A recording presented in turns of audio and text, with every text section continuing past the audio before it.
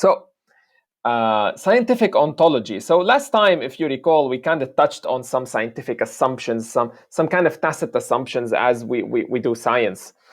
And today, I thought we could continue along these lines, especially that we kind of touched on this problem a little bit lightly.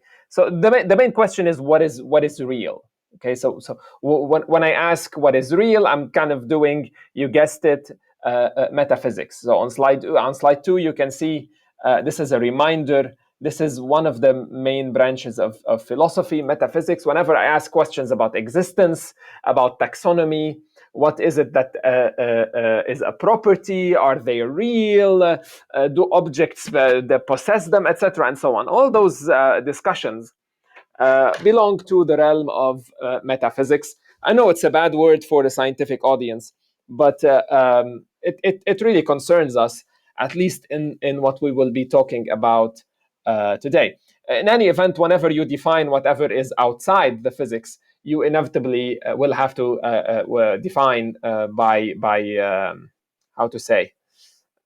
elimination what is the physics. So if you are concerned about what is the physics, defining what is not the physics also works. If you follow on slide 3, we will introduce this word, ontology. Most people know what I'm talking about, but very quickly. The definition, this is a branch of metaphysics, and it is concerned with the nature of being. It's concerned of the nature of existence, reality. What is it that exists? What is it that does not exist? So, for example, when I say your identity, or what is a person, or do abstract objects like numbers exist? So when you talk about when we had this session about physics and mathematics, we were talking about ontology. So what is it that is part of existence? And a word I'm going to be using a lot today is the word ontological commitment. What is ontological commitment? It is essentially the assertion or the attitude that certain elements of my theory, or certain claims, or certain elements of my claims, of my speech, I'm committed to them being real. In my taxonomy, in my list of existence, I am committing to some objects being real in the world out there, and this is what I'm calling an ontological commitment. So, for example, when my girlfriend says, "Wow, you are Superman," she is not ontologically committing, hopefully, that Superman is a real thing. However, she ontologically commits that I am a real thing. Okay, hopefully as well. Hopefully she is a real thing and not imaginary, but you guys will never know. So this is it. So when the sentence is uttered, some parts of it are the speaker commits that they are part of the reality, and some other parts the speaker does not commit that they are part of reality. And this is what we will call the speaker's logical, the speaker's ontological commitment. Okay. Very quickly, also, we remember this slide. We saw it last time. This is where I'm going to pick up. This is one of the principles, or one of the tacit assumptions I mentioned last time in our discussion about scientific assumptions. It says all existing entities interact with us. Okay, so whenever this object interacts with us physically, and when we can measure it, etc. So science will define how is it that this interaction is, and once it's defined, this mechanism, then the things that kind of can play that game, the things that can do that interaction, we will commit to them as scientists that they are part of reality, and some other objects we will not commit to them. Here you see the line I'm talking about highlighted in yellow on slide 4. The discussion of scientific ontology in the indispensability, physicalism, realism. This is what we will be talking about today, especially the indispensability argument, and I'm going to tell you what this is. Also recall, a lot of reminders today, on slide 5 that we had this, when we did the session about knowledge and the Gettier problems and so on and so forth, we had this notion of epistemological versus metaphysical truth, if you remember. We said if you toss a coin, and I tell you, I'm not looking what happened. I'm just going to toss the coin and then turn my head, and I'm gonna utter the following statement. I'm going to say, this coin is heads or tails. This claim, if you believe this is knowledge, if you believe this is true, quote unquote, then you believe that this truth, this state of affairs about the coin, is independent of your observation. It's independent whether you notice it or not, because you turned your back, you're not looking. And so this is what we called, if you remember, metaphysical truth. Versus the other camp, which is the epistemological truth, which is truth after you are checking and interacting with it. So all these things I'm kind of reminding you that we spoke about a little bit earlier, because today will be kind of a wrap, kind of an intersection between all those. So the question is today, exactly what is it that the scientific theory that we're talking about commits to? What is it? What does it commit to, and on what basis? Okay, so we have this scientific theory, it's working fine, it's perfect, etc. What is it that commits? What is it that it commits to be reality? When I ask on what basis, if I wanted to be really precise, we are doing meta ontology here. I'm asking on what basis do you count something as an ontological sound theory or not? On what basis do you accept things within your ontology or not? So this kind of questions that ask about the methodology of something, we just add meta, and then you get the word. So this is what we will be talking about. More specifically, something that we call the indispensability argument. Before I go in the indispensability, I'm sorry I kind of said it very quickly, but I'm assuming that these reminders are fine by most people. If you just go just very quickly, if you look one more time between slides 1 and slide 6, is there any word, is there anything that catches your attention? Is there any question, anything else you want me to talk about?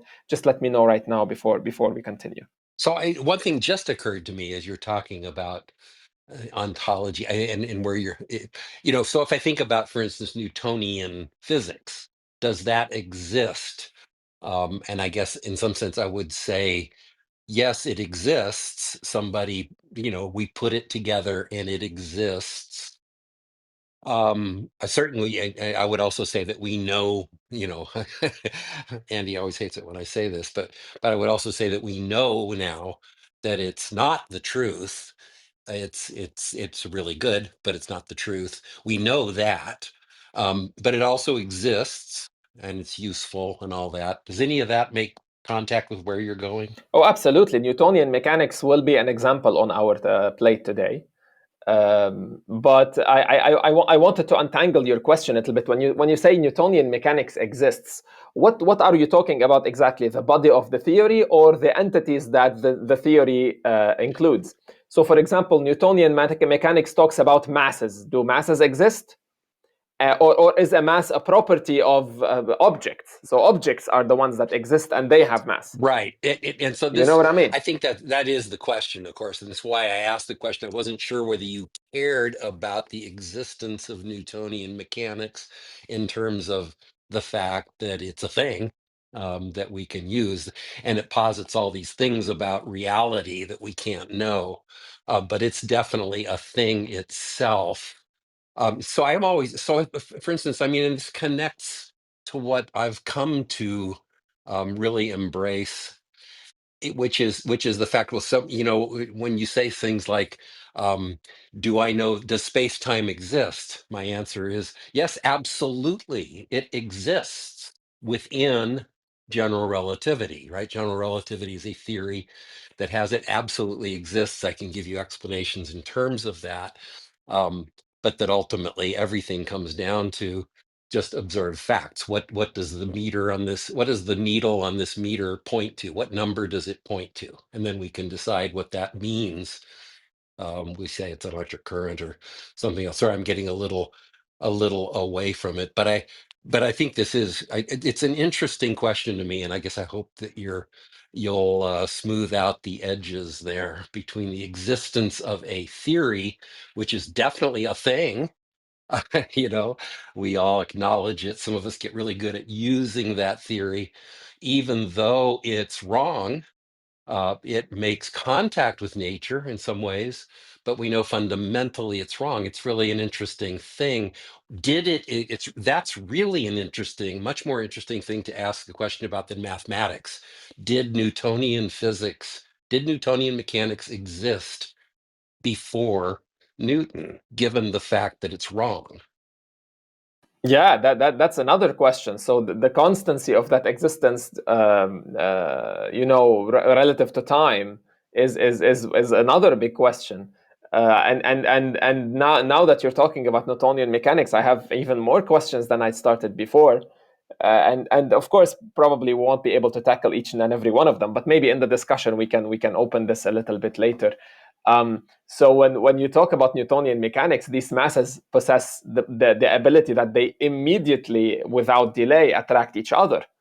And so what about that? Are forces real now? Because force equals ma. So if the mass is real, then this reality is interacting with this other quantity or other entity, which is force.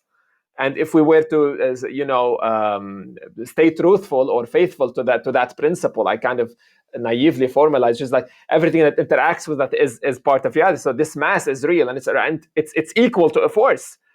So it must be real. There's an equation relating masses and force, so forces are real as well. But then turns out that gravity is you could explain everything else and more accurately without that idea of force altogether. So we will see where we get to by the end of today. Let me just take it slower again and go into this indispensability argument. What this big word indispensability? What does it mean? Essentially, the person who is the authority on this is a man called Mark Collivan. This is a picture of him on slide, what is it, 7, in his office in Sydney. And he wrote his doctoral thesis on this topic, and he wrote a book, The Indispensability of Mathematics. Of course, the idea was born with two more important people in the history of philosophy of science, Hilary Putnam and W.V.O. Quine. All right, so we're going to hear these names quite a lot. I'm just going to mention that the best formulation of the argument probably exists in Collivan today. So this is the version I will be presenting. For example, this is a standard math problem that you will ask, school students, so that we understand what indispensable means. Your company uses 200 by 300 by 400 millimeter sized boxes. If you follow on slide 8, this is just an exercise. It says that they measure the box from outside, and the cardboard is 5 millimeters thick. Someone suggests that if we use 4 millimeters cardboard, we could save money and we could add a little bit more space, so that the box becomes more spacious, we save money, and that'd be good for us. Of course, assuming that this will not, compromise the steadiness or the sturdiness of the box for whatever purpose we're using it for. How much would you say that this increases the capacity of the box? Okay. And of course, usually we will give students a little bit of time to work it out. Today we have adult scientists here. We don't need to test you on your math. You will follow on slide 9. The kind of one way of thinking about it is you put some variables. You say, oh, let L be the length, W the width, H the height, and then you say T is the thickness. And then the new volume will be, the volume of inside, because we measured from outside, L and W and H. The volume from inside will be L minus 2T and L minus 2H, etc. H minus 2T and W minus 2T, because there's a thickness on the left and a thickness on the right, a thickness up and a thickness down, so you remove it twice. And then you replace the numbers on slide 9, and you will find that after replacement, you divide the new volume by the old volume, the old minus the new divided by the old, and you get a 2% increase in the volume. Very easy, very straightforward, right? The point here is that to answer that question about reality, so that cardboard box in the example, we had to invoke, and the best way to solve the problem turns out that it invokes some entities, something like variables, something like equations, something like you declare a new let's say a quantity, volume, and then you start calculating it, and then after you write something on that piece of paper, you get a result that is reflected back onto reality. So the question is, what is the nature of these things in the middle? Do you commit that they are on the same level of reality or not? On one hand, this box is very real and everybody can touch it. but anyone solving this problem could think about it slightly differently. You can call the variables different names. You can even not use variables altogether and do it by trial and error. It's not the best way to do it, but you can always be genius here and intelligent. You can fill it with water or sand or whatever and calculate the volume that way. There's hundreds of ways of doing this. Depending on what entities you invoke to solve, the question is, do you commit that they are on the same level of reality of that box or not? And if you want more examples, there's plenty of examples in the history of math. For example, this is something a little bit more difficult, the Lotka-Volterra equations. These equations are usually used for modeling prey and predator. So let's say you have a population of bacteria or a population of rabbits, a population of any prey you can think of, and then you can have a population of predators. And the variation of these numbers of prey and predator relative to time are studied by this system of two differential equations that are linked together. Because if you have a lot of prey, then the hunters can eat more, so their numbers will increase. But then if they eat more, then the other ones won't have enough mating chances, so their population will decrease. And so you cannot study one number without the other. Again, here the question is, as you invoke these differential equations to solve that problem, and this is the best way to solve that problem, probably the only way here I can think of, what is the nature of these things? Do we commit that they are parts of reality? Like this equation lives somewhere between the fox and the rabbit? Can I go there and just like I can touch the fox, touch the rabbit, put it in a box, can I put that equation in a box? Or is it not matters of fact? And if it is not matter of fact, then what is it that we have discovered when we unlock this relationship between prey and predator? What is it that we have discovered if it is not a matter of facts?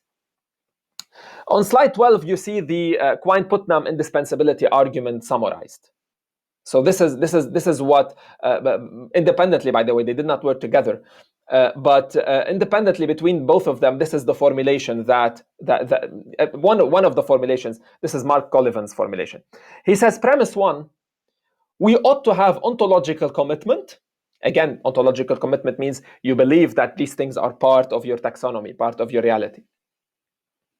We ought to have ontological commitment to all and only the entities that are indispensable to our best scientific theories. So whatever is our best scientific theory at the moment, and there's a question mark here that we will come to later, what is the best one? But assuming we know what is the best one, once you have that best scientific theory, you look for the entities in it, and those entities in it, we must commit that they are part of reality, or else how will the scientific theory reflect reality? If it is a collection of fictional entities, those fictional entities cannot reflect reality. This is premise one. We will see that some people here disagree. Premise two here, mathematical entities, for example, and I'm saying for example because you can say, oh, electrons and forces and masses and all that stuff. Those entities, they are indispensable to our best scientific theory. Therefore, we ought to have ontological commitment to the mathematical entities or any other entity, any other object in that theory. The word indispensable here is gaining the meaning of I cannot let go of it. This is absolutely essential for the theory. Okay? So whatever is absolutely essential in our best scientific theories, we will commit that it is part of reality, and whatever that is not, we will not commit. And this is a problem for everybody who is a physicalist, like me. We like the sound of this argument. This argument seems that it is valid the way it is stated. And the premises themselves don't seem to have any problems. They seem to be intuitive enough. Which asks the question, is it a valid argument? Is this what we should be believing? Is this a sound way, at least, to live as a scientist? And the answer, of course, will be no, because we will discover some problems. To begin with, this idea of best scientific theory, this will be causing problems, because how do we know what the best scientific theory is? A minute ago, Professor Mallinckrodt asked, well, before the time of Newton, was Newtonian mechanics true? So was it part of the world out there, those calculations, that fact that he discovered, or the collection of the facts, which turned out again that we it's not the fact, it's not because we have something better. But was it the case back then? And if it was the case, then what is it that these people have discovered? What is it that Newton have discovered if it was not the fact of the world? And how does it reflect so wonderfully on the world up to some accuracy? I want to stop at one more stage here before we dive in deeper. There's this word only. So in premise one, we commit to all entities that are indispensable, the ones that we cannot do without, and only those entities. Why is this word only here? Because you don't want to include objects in your ontology that are not needed. So following Occam's razor here. And for good reason, because you don't want to have a scientific theory that's working perfectly and then you add fairies to it. Modern physics plus fairies is the same thing as modern physics. It has no, this assumption that we've added, this ontological commitment to fairies changes nothing in the body of the scientific theory. However, if you leave that door open, everything will become reality. You can include all those entities that you want to not include as part of your ontology, which is why we add that word. It's very important here that this discussion is about what is absolutely essential and absolutely necessary. This is what we are trying to draw here. It's a very sharp knife. We need the entities that make the theory functional, but no more. Okay, any question, anything else? I'm not looking at the chat, so if there's any question, please let me know. And if anyone has any participation wish, please raise your hand. One thing. So I mean, I'm thinking about the whole, indispensability of mathematics thing. And I think, so take the example of volume. The concept of volume is meaningless without a number to quantify it. First of all, that may be enough right there to involve mathematics, but I think absolutely can't be determined without mathematics. I mean, you say you could pour water into something to figure out how much volume. Well, that really doesn't help you unless you then pour that into something else that tells you how much water it is. And the only way that thing can tell you how much water it is, graduated cylinder or something, is if somebody has calculated how much water that, how much volume that is. So the question is kind of poisoned from the beginning. When I ask how much, you're kind of expecting a number, aren't you? Yeah, you're expecting a number. That's right. And I think the moment you're expecting a number, the indispensability of mathematics is just kind of comes along for the ride. Hold up. We're gonna get there. So the favorite example I have in mind is relating back to the Newtonian example on slide 13. When the first person who used the word atom famously is the Greek philosopher Democritus. And the story goes that very quickly he loved getting drunk, and he has this collection of party tricks. If you fancy reading a piece of history, I'm a massive history nerd, so when I discovered that, it's amazing. This guy was probably the history's first magician, and then he wrote kind of a memoir of these tricks that he performed.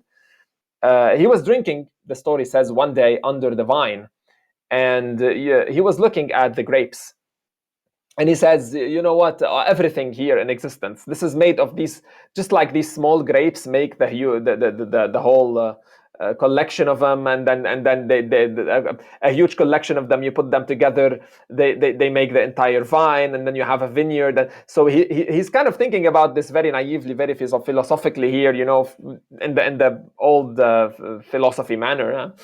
And he reaches the conclusion that just like you can go from small to big in this system, and then he had a cup of wine in his hand. So he's imagining that these grapes of wine, they had like drops as they being squeezed, drop by drop, it's being added to his cup so that it forms the cup of wine he had. And so he had this claim, kind of crazy at the time, that everything is made of these small indivisible entities, which he called atom or atom. Of course, back then, we did not have ontological commitment to this theory, just based on some drunk man's hallucinations, or let's say contemplations. But when Rutherford does this scientific experiment, and he was bombarding a leaflet of gold with alpha particles, without going into the details of the experiment. After that experiment was conducted, now we have scientifically ontological commitment to atoms. All right. So because the scientific method, the best I don't want to say the best physics theory today, but at the time, right, when this experiment, this was the edge of scientific theory. This was the best, most fit physical theory that we had. That's why, since it had elements that are called atoms, we will accept, we will guarantee. Whereas Democritus did not have a physical theory. He was just daydreaming about it. So here, this kind of scientific intuition, let me say, to interact with the matter, kind of is playing a role here. Although you can make the case that at the time of Democritus, probably his theory was, in fact, the best scientific theory out there. I don't know according to what criterion. We can discuss this later on towards the end. On slide 14, I want also to make one more thing clear. Sorry, a lot of introductions. Dispensability. So we had the indispensability argument. Dispensability does not mean eliminability. So it doesn't mean that if something is dispensable in my theory, I don't really need it. It doesn't automatically mean I can remove it from the theory altogether. Why? Because of something in logic, and here let me nerd around for just 2 minutes. This is due to logician Williams Craig, called the Craig's theorem, or Craig's trick, they call it. And it states that any recursively enumerable set of well-formed formulas mean sentences of mathematics of first order language, is primitively recursively axiomatizable. What does all that mean? It means if you have a theory, and I have it on slide 14 here, it's like a big circle in red, this theory T, a big one. And then you want to divide the claims, the entities, the vocabulary of that theory. You take the vocab of that theory, you collect it in a set, in a bag, and then you start sorting them in a random manner. Sort whichever manner you like. If you take what you consider to be the theoretical quote-unquote part, and the other part of the theory that is observable directly, right? So let's assume, for example, that in Newtonian mechanics, since we took the example, the word mass is an observable term. We can observe mass. But integrals and derivatives and all that stuff, no, we don't need, this is theoretical only. So whichever criteria you want, because for me, I don't know what the difference between the two is. It's very difficult for me to tell what is observable, what is not. But even if you take whatever definition you want, just sort them out, okay? If you sort the theoretical alone and the observable alone. Of course, the theoretical has no bearing directly on the observable facts, because the observable terms are the observable facts. All right? So this theory here links to reality. If this is reality here, it links to reality only with the observable part. Again, I'm using observable and theoretical because we are in this context today, but you can call them V1, V2. Huh? William Craig proves this in the general case.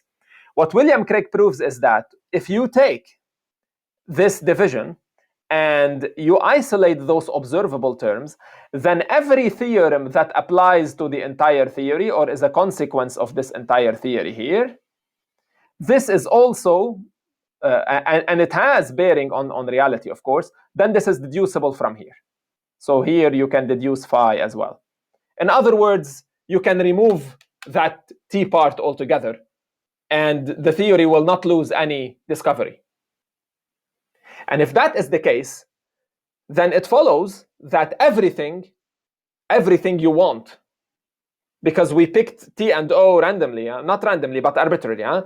So anything you want can be dispensable if dispensability is eliminability.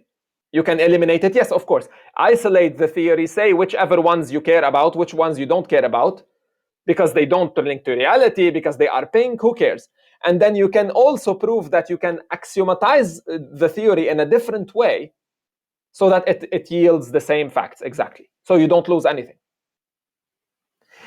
And here comes in, okay, why can we not remove things? Because sometimes the theory is quote unquote attractive. I don't like the use of the word string in string theory, because this is not part of reality. This is not observable. This is NT, right? But if it makes the theory much more accessible, if it makes the theory much more easily teachable or understandable or communicatable or whatever, then I'm going to keep that term. I would like to keep it. I don't know what electron means in quantum electrodynamics. It's a wave that goes to infinity, theoretically speaking. So it's not something that you can really touch in the classical sense. So maybe you want to get rid of it if it's not up to your liking, but at the same time, having that term denoting all those properties and collecting them together kind of makes it a lot easier. So it makes the theory more attractive. That's why we keep it. Okay, so dispensability is something and eliminability is something else. I don't mean when I say something is dispensable that I want to get rid of it immediately. You can keep it, but you're keeping it because of another reason now. You're keeping it because this makes the theory quote unquote more attractive. Was this part? This is the only mathematical part that we're going to do here, and I try to avoid the math as much as possible. Was the message clear, or do people have questions here? So, without further ado, many people found problems with this understanding. Again, what are we debating here? We are debating the Quine-Putnam Indispensability Argument, which says whatever objects are necessary to our most beautiful, most recent theory, we're going to keep them in reality. Of course, the immediate problem here that some of you should have paid attention to is that our most beautiful theory always changes. So is reality always changing? We're going to keep that one to some other time. But think about that one. Our most recent scientific theory, our most accurate physics is always improving. It's always changing. If we ontologically commit to whatever members are in that most beautiful theory, does that mean that reality itself is changing because we're ontologically committed to something? So before then, before the Michelson-Morley experiment, we had something called the ether. And we ontologically committed to it. It's part of reality. Light travels in ether, etc. And then all of a sudden, we did the experiment and we discovered, oh, there is no ether. So it dropped out of reality all of a sudden. Does reality change? Does it follow us, or do we follow reality? So that's problem number one. But we're going to keep this to another time. Objection one, the most serious one, I must say, is in the beginning, from the beginning, who needs math to begin with? In a book called Science Without Numbers in 1980, a scientist called Field, he showed that as an example, you can he showed that some fragment, some piece of Newtonian mechanics could be nominalized. And by nominalized, I mean does not involve the mathematical entities and the numbers and the things that we are used to. You can talk about masses and accelerations and forces and all that stuff without invoking math. And how did he do that? The method is very simple. It just requires a little bit of knowledge of what numbers really are. Numbers are constructions in the mathematical theory. They are not born from outer space. If you believe that numbers reflect reality, if you remember the episode we did on math, the nature of mathematical objects, we had a position called Platonism, which believes that these objects are a reflection of some perfection idea that we have that lives in the world of forms for Plato. We had another opinion or another school, which is the realist school, and that school claims that mathematics is a reflection of reality. It comes from reality. No? And so if you believe that, then of course you cannot change the numbers. Of course you cannot touch the system and its axioms. Of course you can't. As long as you haven't made any discoveries in the real world out there that change your conception of the world, in which case you change them, of course. But The other understanding, which is that mathematics is a construction, the formalist understanding, has no problem in changing things because they know that this is just a game like chess, and you can change the rules of chess whenever you want. And so as long as you walk with him on that assumption, what he did, again, without going into the mathematical details, is that instead of defining mass is a number like that, so mass is a real number, and it inherits the properties, for example, that if m1 is less than m2, then there exists an m3 such that, for example, m1 is less than m3, and then it's less than m2. You can always squeeze a number between two others, for example. Or you can always, I don't know, if a number is equal, if a is equal to b and a is equal to c, then b and c are also equal to each other. Or a times b into c plus d, then you can distribute multiplication, or you can factorize some. So all these axioms of numbers, as you define mass, you say mass is a number, it inherits all those properties of numbers. It inherits all those behaviors, quote unquote, if I may use the word. So instead of doing that, you define a mass as having these properties, without mentioning numbers altogether, without using mathematics, without using, you say whenever you have a mass equal to another mass, and then a third mass equal to both, then the first and the second are equal. Whenever you have a mass bigger than another mass, you can always find a third mass that is less than the first but bigger than the second. And now when I phrase it that way, I'm not saying anything that is not observable, quote unquote, because if you believe that masses are tangible, physical entities that are part of our ontology, then all I'm making, when I phrase my claims in that language, all I'm saying is go look out there in the world for that mass. You can go find it. If you have a mass and you add it to another mass, then you make a third mass. Go find that third mass that is equivalent to both. And then you say, oh, how do you define equivalence? So instead of equality, how do you define equivalence? Well, we define it a very physical way, and we're going to have another episode about definitions in physics. We call it an operational definition, the term used by Percy Bridgman, the physicist. So you define it very physically. You say, oh, I put it on the scale and it gives the same value. Or I put them on those balances that rock up and down, the Roverbier, they call them, Roverber, I forgot. The very old ones that balance, right? And then you put the first one on the left and the second one on the second hand on the right, and they balance completely, they are leveled, the balance is leveled. That's what we call equivalence or equality now. We don't need any mathematical axioms, we don't need any theoretical terms, we don't need anything. And once you do that, then the Newtonian mechanics becomes completely observational, completely without, free of these theoretical entities. So we don't need to commit to them on an ontological level. This is the narration of the construction. Of course, a nice version of that construction could be found in this paper, this Mate Sabo's paper here from 2011, or you are more than welcome to find the book. The book is easily findable online as well. To see exactly the work of Field. The only thing here is that this project is not yet complete. This is only a fragment of Newtonian mechanics. He did not do the entire thing, and nobody, up to my knowledge, was able to do the entire thing. Although many people, simply because the trick is clear logically how it works, probably nobody saw the value of it.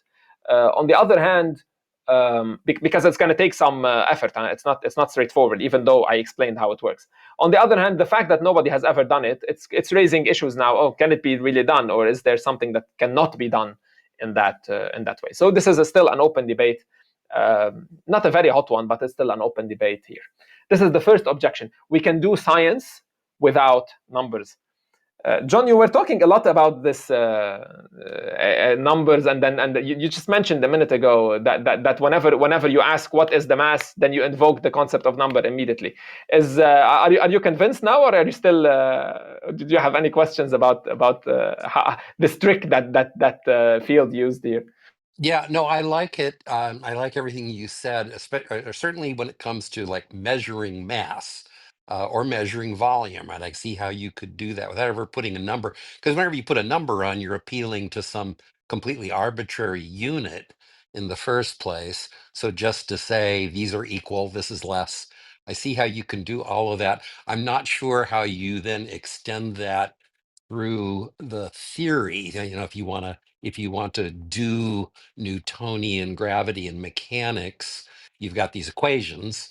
F equals g m1 m2 over r squared, F equals ma, and then you have to somehow measure all of the things at least qualitatively. Know, okay, well, these two masses, these two masses are the same. This one's a little bit bigger, and therefore the force of gravity between them is a little bit bigger, and you test that. I guess that's kind of the way it goes. You simply compare everything, and the theory tells you, or the theory only tells you whether two things should be the same or less than or greater than. Is that kind of the idea? Yeah. Of course, it becomes time-consuming, and it is laborious to establish this kind of theory to begin with. But then the people in the realist camp claim that this work has already been happening in that way. So how is it that we discovered numbers? You had an apple and you had two apples, and then those two apples move independently. But this apple, if you like hold it from the top or from the leaf or whatever, it kind of follows each other. It's like one entity. But then you divide it and then you get two, etc., and so on. And then you put the two halves and you put the big apple on the scale and you find that, oh, nothing changed. So this is just it's the same thing. If you divide it in two, the number two does not mean more. This quantity that is mass is kind of different than counting, etc., and so on. The main thing is that it is possible to be done here, uh, regardless of how laborious or how attractive it is. We go back to this idea of attractiveness of the theory. Is it really attractive instead of just plugging a number in and having a number line?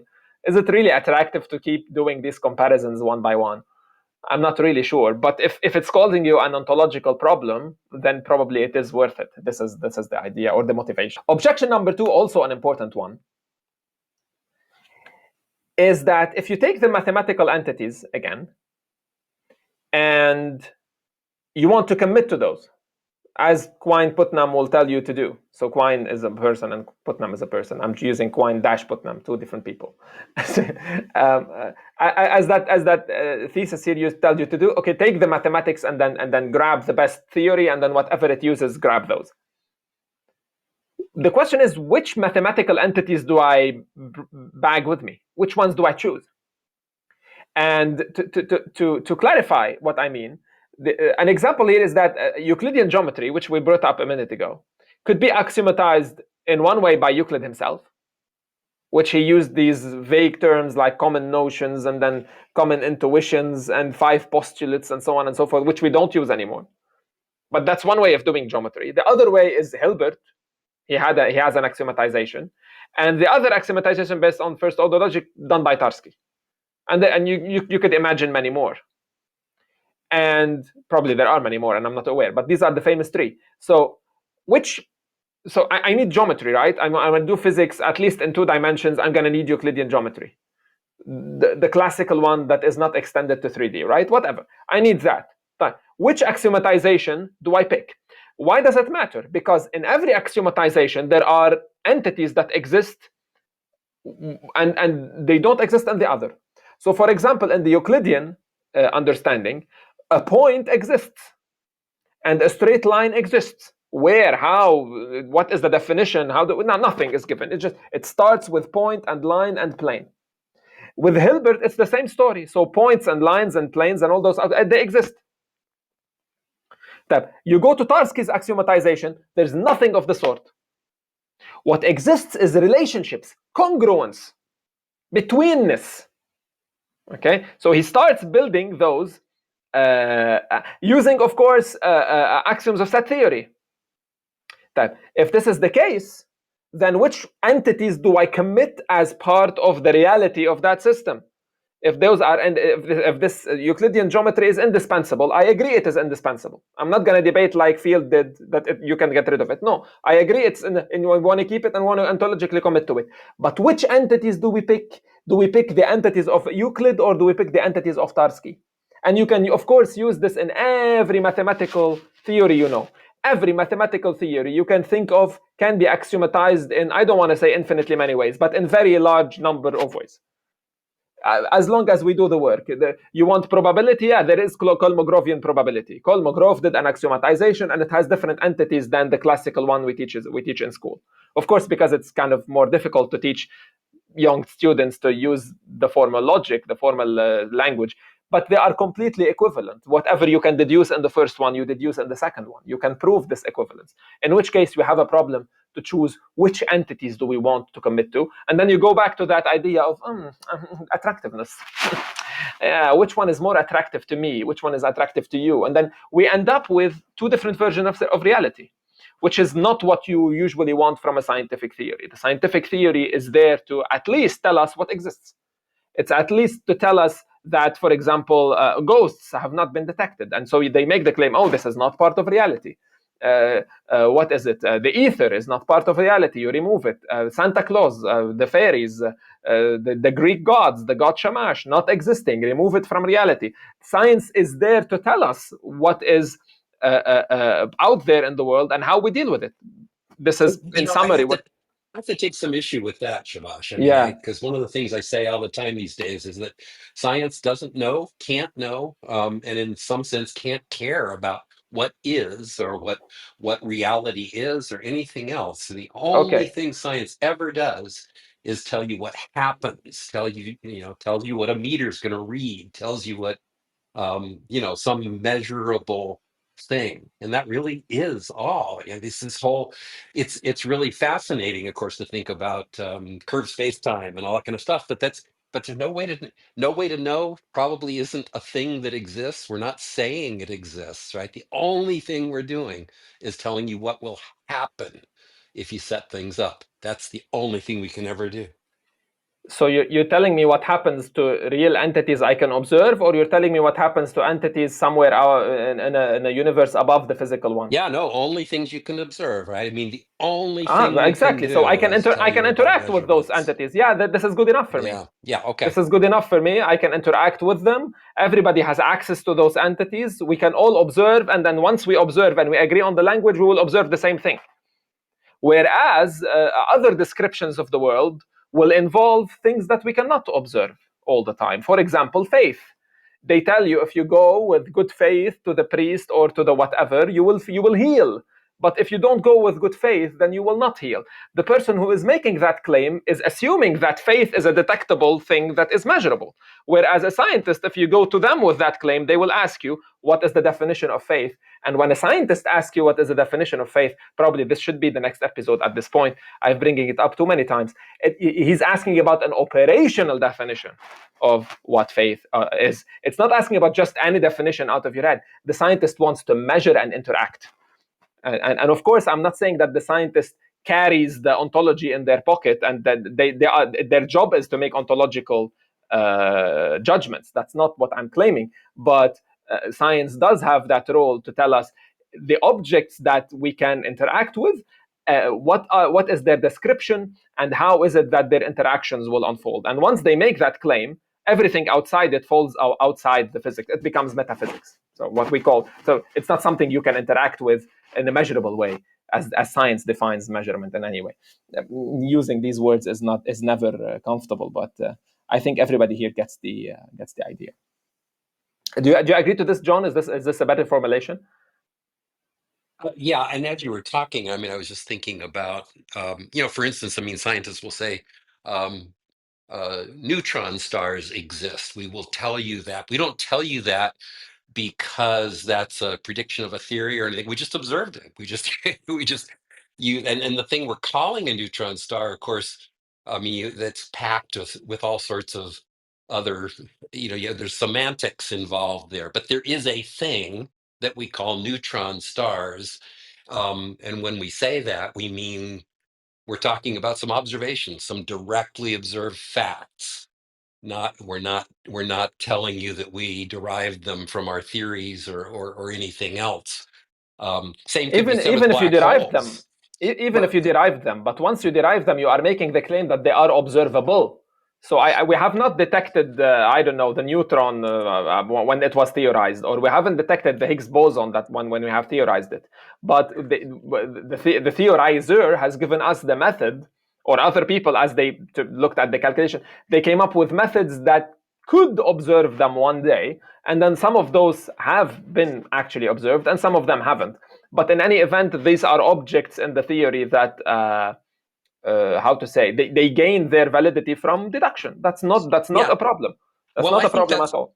I think the Higgs boson's a good example, right? There's something that we had a theory, and it predicted the existence of the Higgs boson, but until the Higgs boson was actually seen in nature, it was only something that existed, as far as we knew, in our theory. We might not have seen it, and if we hadn't seen it, then the theory that predicted its existence would have been shown to be wrong. Absolutely. And we will talk about this prediction thing in another episode. Wow, we have so many things to talk about. Okay, note to self: 2 more episodes about this. Anyway, a quick example here before we move on to another objection. I'm gonna make it faster now so that we can allow more people to participate. These are called the telegrapher's equation. This is an equation. This is a partial differential equation that is used to describe the traveling of the electromagnetic waves in a telegraph. V is the voltage, L is the induction, T is time. All the parameters, if you're familiar with anything that has to do with electricity, you kind of know. R is resistance, etc. And they are functions of X and T. X is the length along the wire, and T is the time. Of course, we are assuming that the wire is one-dimensional here for simplicity. Again, you can formulate these in 2 different ways. You can formulate them in terms of V and then LRI, and then you can remove V altogether. Is it V that you removed or L? You can remove L altogether and include C. C being the capacitance of the circuit. So again, that physical description of a very physical system that is this telegraph that we can all observe, all interact with, we can all use, is in reality you have something called voltage, inductance, resistance, or do we commit to inductance, capacitance, and voltage? Which ones do we want? The 2 are completely identical. You can look at the equations and see it's even exactly term to term. You can remove one letter and put the other, and it's completely symmetric in this case. Beautiful example, but the question is, which ones do you want to choose as parts of reality? Again, this is a problem not for everybody. You can say, oh, I prefer this one or that one. This is a problem for the Quine-Putnam indispensability argument that tells me whatever is necessary to your best physical theory, take it as part of the ontology. Well, here it's the same physical theory expressible 2 different ways. Which ones do I take? Very quickly, other objections. Parson has an objection: the obviousness of math is not accounted for. So this Quine-Putnam kind of indispensability doesn't tell us how is it that we can access mathematical truth, which is a debate that we had in another room. That's why I'm saying it very quickly here. Number 2, Kitcher has the objection that the indispensability argument does not explain why math is indispensable, which we had the debate just now. Number 3, Maddie, we ought not to have ontological commitment to all indispensable entities. So if you remember, I made a huge point about all dispensable entities and only those. Maddie disagrees for the following positions, for the following reason. Number 1, different scientists have different attitudes of belief. Some people deal with the physical theory and they believe everything in it. Some people deal with the physical theory and they don't believe anything that is part of reality in it. But both get the same result. So how do we tell them apart? And which one is the mathematics? Is it the quote-unquote real part, or is it the quote-unquote idealized part? Which one is which? According to whom? So remember when I did that the division between T and O, the theoretical and the observable? That's just an arbitrary distinction. Who decides what is observable? You can say, oh, this is part of what we like, so this is the observable, and this is the not part. And then 10 years later, you can say, oh, you know what, it's kind of easier now that we include this in the observation because we have better technology or we have whatever. And so, this is completely arbitrary here. This is not used to, this cannot be used as a guide because it itself is arbitrary as a division. Her third point is that problems in math are settled with no reference to empiria whatsoever. According to her, I privately hold a different belief, and I tried to lay it down the other day. But according to many people, I think, problems to math are not resolved with physical experience. And if it is the case that they are not resolved with empiria, then what is math doing in the ontology altogether? This should not be here anyway. Another objection by Sober is that math should compete fairly, and it should receive confirmation like empirical hypothesis. Exactly. So you have this description of the world, okay, and many theories are competing to describe the physical world. Now, mathematics is kind of cheating here because it exists in every good description of the world that we have. We said that we're going to pick the best physical theory, remember? So mathematics is playing an unfair game here. We don't have yet what Field tried to create, a nominalist theory of physics. Okay, so something that doesn't use numbers altogether. And then we can compare, oh, this one is more useful, this one is better, this one is more attractive. But sadly, no math-free competitors exist until this point, which doesn't help at all when we are trying to decide whether the mathematics should be part of the reality or not. Collivan, who is trying to mention all of these, he wrote, by the way, the article in the encyclopedia, the Stanford Encyclopedia, which is part of his dissertation, and then he wrote the book. He tells all this story, and then he explains his point of view. So I want to include it at the end here before we open the floor to discussion. He says indispensability should be revised, and it should be replaced by explanatory indispensable. So whatever is indispensable to the explanation, this is what should be part of reality. And as an example, he uses this wonderful insect here, the Magicicadis, something like that.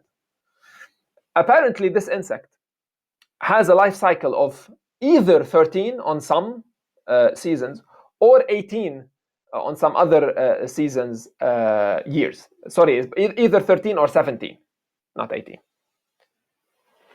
And so every 13 years or every 17 years, there's a big outbreak of those.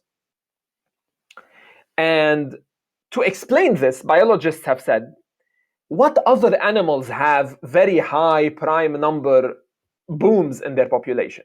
And the answer comes from this idea of evolutionary biology, right? So this entity, this insect, it has gained through evolution the quote-unquote understanding that if you fix your life cycle as a prime number, it will not meet with your predators every so often, simply because predators have a life cycle, let's say, of an odd number or an even number. It's not prime, so it has a lot of factors. So if it is 3 and 6, then they will meet every 3 years or every 6 years or every 12 years and so on and so forth.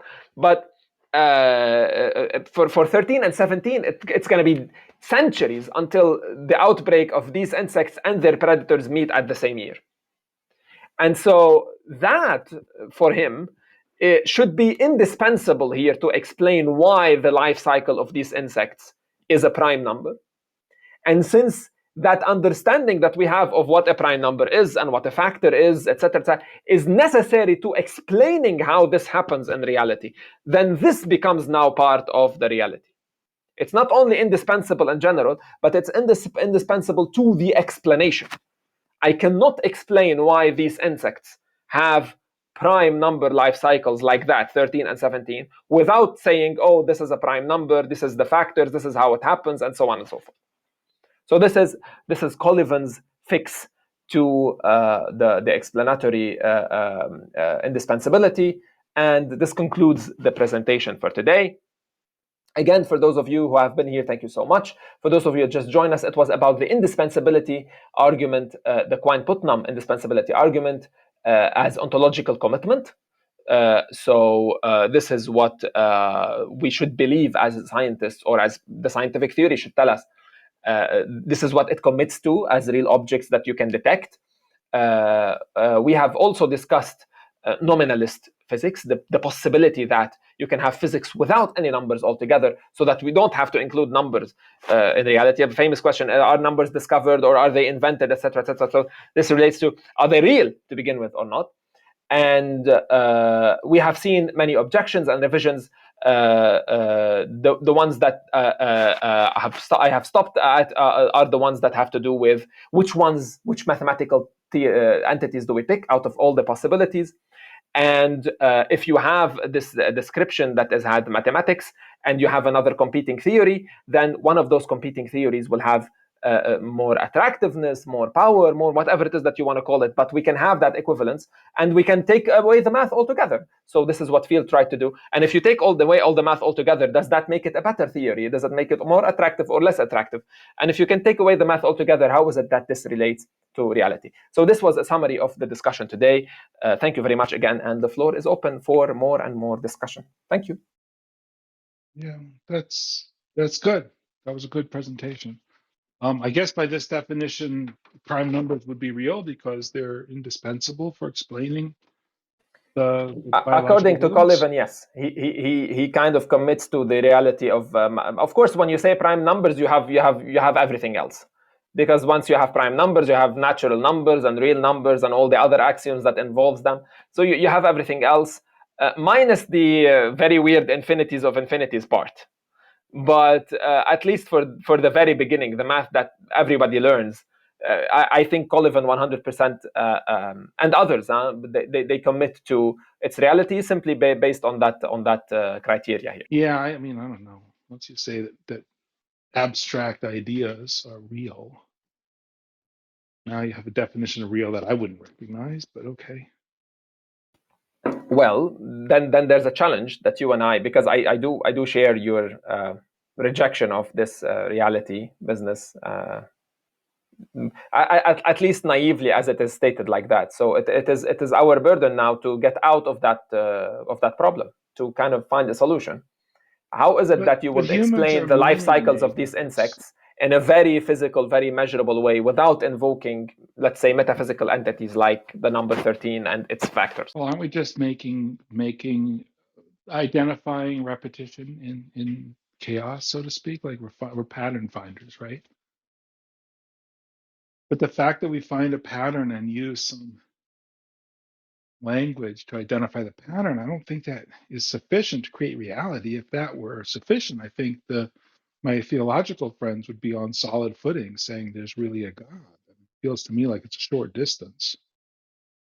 You could say, well, it's indispensable to something. Yeah, but then the question is, it's not that whether we can come up with a pattern or not. The question is, the pattern you come up to, is it encoded in the reality, or is it something that you are projecting?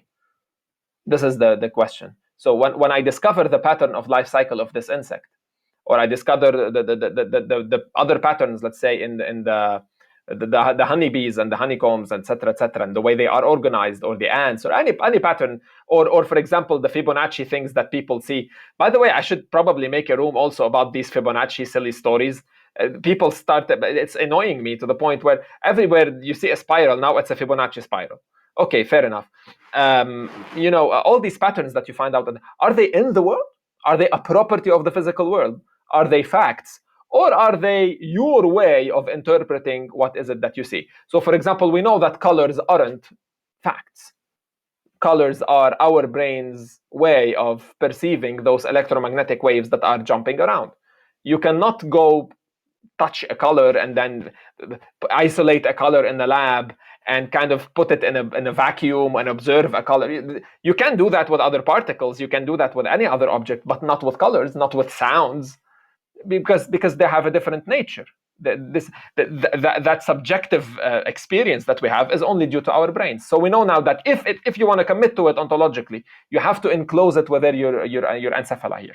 It doesn't exist out there So in the there's world. an interesting. This is the To the question, certainly, as you've heard me say before, I've thought about this a lot, and I've decided, and still see no reason to change my mind about it, that probably the only thing that I really, really, really believe and take on faith in some sense, but with evidence, is that there is I an feel like the objective sentence ends reality. with quantum entanglement. No?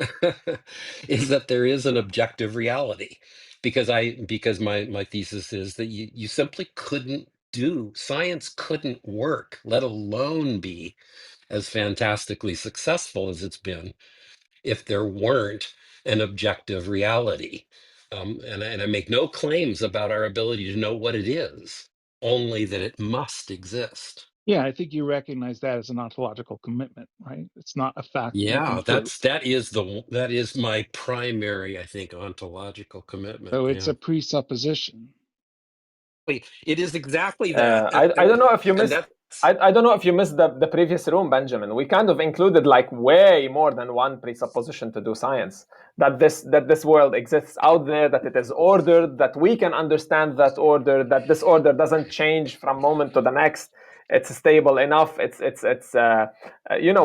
included like 12 assumptions before you do science, and we had a nice. Were you there in that room or not? Because yeah, I think John No, agreed to I some of those wasn't at least. there. So I wasn't there in that room. John presupposes that particles at an infinite distance can interact in zero no, unit time. the interesting thing to I me, know that's one Benjamin, of his precepts. is that I came to that ontological commitment to the existence of objective reality precisely as a result of my early interactions on Clubhouse with presuppositional Christian apologetics, which I had never encountered before, and I rather like my presupposition a lot better than theirs. But it really is, because I was asking myself explicitly, is there any presupposition that I take entirely on faith, like they do, and then circle around to saying, and therefore it's true, like they do. uh, and There's a that's what I do. fundamental, John. There's a Go fundamental ahead. difference, though, in your presupposition and in their presupposition, and that's a move that people do very often. I think Ventilians like this move. They ask you for externalist type of proof for your presupposition, while they themselves provide only internalist proof for their feelings. So while your supposition has some sort of degree of externality to it, because you are interacting with something, it might be that you're not interacting it in the best way possible yet, but you certainly are interacting with something external and making a comment about that. What they're making a comment about is something that they feel internally that they're not verifying through any sort of external um, data points. So just beware whenever you talk to them about that stuff, because they do make that move. Trust me. Wait a I am second. Who aware. is them? The Presuppositional Vantillians, hypothesis. it's a very specific type of idealists um, who I mean not idealists, sorry, the people, believers, I would say, like believers community, and they Do they all believe the ask same? you. Vantillians do have a very strict, very rigid type of belief system, and usually, like when you are debating with somebody who is like a presupposition, the apologist or has presupposition about existence of God is usually Vantillian. But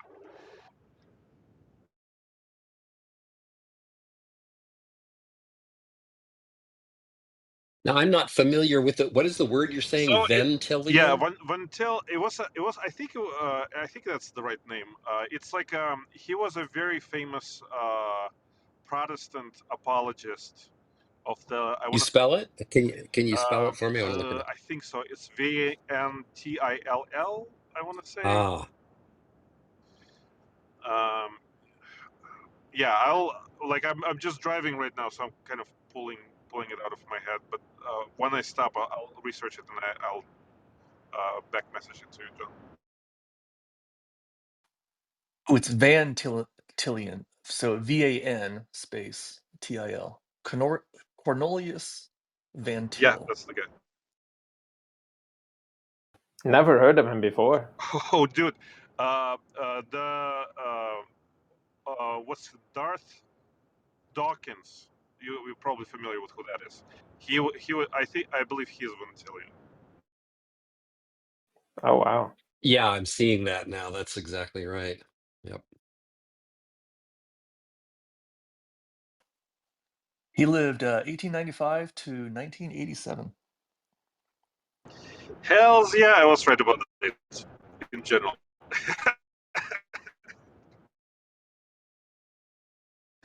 Makes me happy when I remember stuff. Oh yeah, especially that kind of stuff. But anyway, good people. Any other things about the presentation for today? We're kind of heading towards shutting the room down.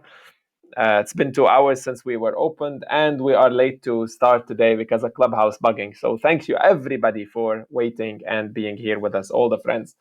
Any other business about the topic directly, scientific ontology, etc.? I would start teaching kids this information. I think it's going to grow in importance with the emerging technologies and AI.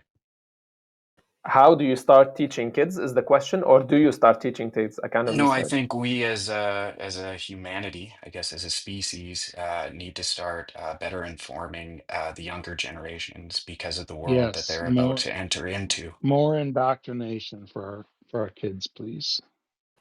Yeah, here's Teaching, another room we should do make. you think that teaching, Benjamin, is the same as indoctrination? I think the educational system in the No, I West asked you is specifically ninety about ninety teaching, nine not the educational system. ninety nine I point nine specifically said, percent do you put teaching indoctrination. and indoctrination in the same pot? You think they're the same? You think As they're it's the same? practiced, as practiced in the United States, yeah. Okay, so in Some United States, but exceptions. the actual concepts or the terms, you do not conflate the two together. I think Because you almost just all did. science education, I think all science education before your university is indoctrination as a So practical learning matter. is indoctrination. Learning, teaching, Well, that well, means if you could explain indoctrination the for you. difference Only at and Stanford. then show me some teachers who understand the difference and then show me some teachers that do Only in one Stanford. and not the other, then we could have a conversation. But I haven't found the teachers that don't do indoctrination. Benjamin's ontologic Wow. That's yeah, go ahead. Benjamin's ontological commitments are to unexamined I contrarianism. think that's about right. No, it's really to make a statement like that so blanket is really pure Benjamin. John, can you tell people about the Scientific Discourse group? What is the aim of that group, and where they can find material? Yeah, that's right. So first of all, do come to the Bite of Physics on Friday mornings. This Friday, I think we're going to talk about resonance. I realized that I hadn't addressed resonance. That's a big, big, big topic. And I'm just going to kind of scratch the surface of it. But I think it's a really important topic to understand. And I was motivated to do it thinking about tides. So to kind of weave these two topics together, when you talk about indoctrination, one of the indoctrination elements is this picture that you've probably seen of tides with two bumps, one bump on the side of the moon and one bump on the other side of the moon, these And big the Earth water bumps, rotating and Earth between the two. Yeah. rotating, yeah, rotating underneath these bumps, right? I don't notice this giant wave like washing over me twice a day somehow. And it's really interesting, and it's just one more reason that I have a problem with Neil deGrasse Tyson, who pushes this model, as he does. The other day, I heard him saying that you can't see the curvature of the Earth from 63 miles altitude, which is such incredible nonsense. Somebody's really got to teach Neil deGrasse Tyson a little bit of science at some point. And maybe it'll be me. I've written to him about this before. I haven't gotten any response. Anyway, I'm veering off, but I want to talk about resonance because tides is a really interesting example of resonance. The actual story of tides is a really interesting story of resonance. So we'll probably talk about that. So that's in the Scientific Discourse House, which everybody should join. Come on Friday, and you'll get a pink ticket, and you can cash it in. I know Shamash has been recording and putting on YouTube his Philosophy Wednesdays and Scientific Discourse things, especially the Bites of Physics. So appreciate that. You can get them on the Scientific Discourse channel on YouTube. And what else is there to say? Thank you so very much for being here. So much fun today. Next week, we will have a room, hopefully without any technical problems. Same time, same place, in the Philosophy Wednesdays at 17:30 GMT. Until then, take care and see ya.